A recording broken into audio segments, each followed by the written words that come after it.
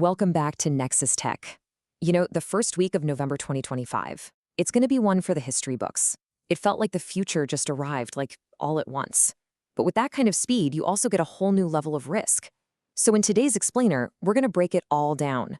A massive new AI partnership, a wave of critical security threats, and a series of scientific breakthroughs that are literally reshaping our world. Okay, let's get into it.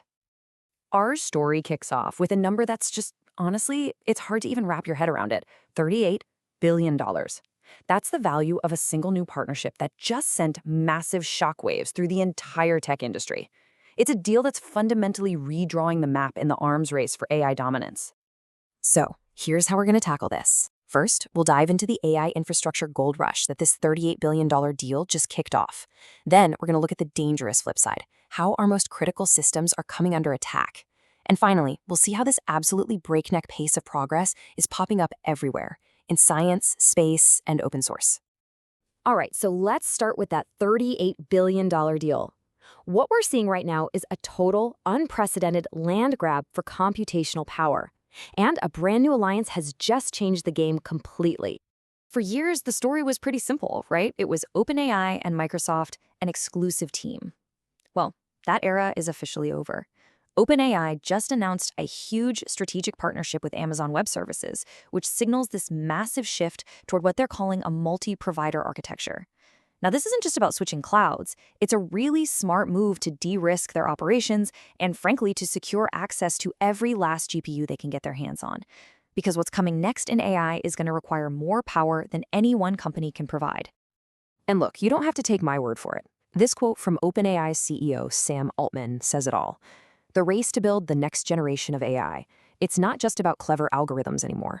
No. This is a brutal, physical race for hardware, for electricity, and for just massive, reliable compute power. And AWS is ready to deliver. Their Project Rainier is now fully operational, and the scale is just staggering. We're talking about a cluster of nearly 500,000 of their custom Trainium 2 AI chips. Now, to put that in perspective, this one single cluster provides over 5 times the compute that OpenAI's rival, Anthropic, used for all of their previous models combined. Just insane. So what does all this new power actually let you do? Well, it's fueling a revolution in how we build software itself. We're moving way beyond simple code assistance to a whole new paradigm called agentic coding, where autonomous AI agents are basically becoming our new software engineers. And here's the crucial part. Here's how it works. Instead of just suggesting a line of code, these agents take on the entire workflow. They plan the strategy, they write the code, and then, get this, they test and verify their own work. And the result? Teams who are adopting these workflows are reporting productivity gains of up to 50%. It's fundamentally changing the speed of innovation. But this incredible acceleration, it casts a long and pretty dangerous shadow. As our systems get more powerful and complex, they also get more vulnerable. So now, let's pivot to the inevitable consequence here. The emergence of critical, widespread security threats. This is the number that keeps security professionals up at night, a perfect 10.0 on the Common Vulnerability Scoring System. It means maximum possible severity, and it was just assigned to a new vulnerability codenamed Ready Shell. It was found in Redis, which is one of the most popular databases in the entire world. This timeline really shows you the hidden danger of our complex software. See, this bug wasn't new. It was actually introduced into the Redis codebase way back around 2012, and it just sat there, a hidden time bomb, for 13 years before it was finally discovered and disclosed this month. Now, okay, a patch is available, but the real problem is getting it deployed. You see, Redis is often run without authentication by default. It's a convenience that has now become a critical liability. Security researchers estimate that hundreds of thousands of Redis instances are exposed directly to the internet right now, completely unprotected and just wide open for a full takeover. And Ready Shell isn't an isolated incident, not by a long shot. This month also saw a critical 9.8 vulnerability in Windows Server Update Services, the very system that delivers security patches, being actively exploited out in the wild. At the same time, a whole bunch of vulnerabilities were found in QNAP storage devices, affecting millions of home and small business users. The attacks are just coming from all sides.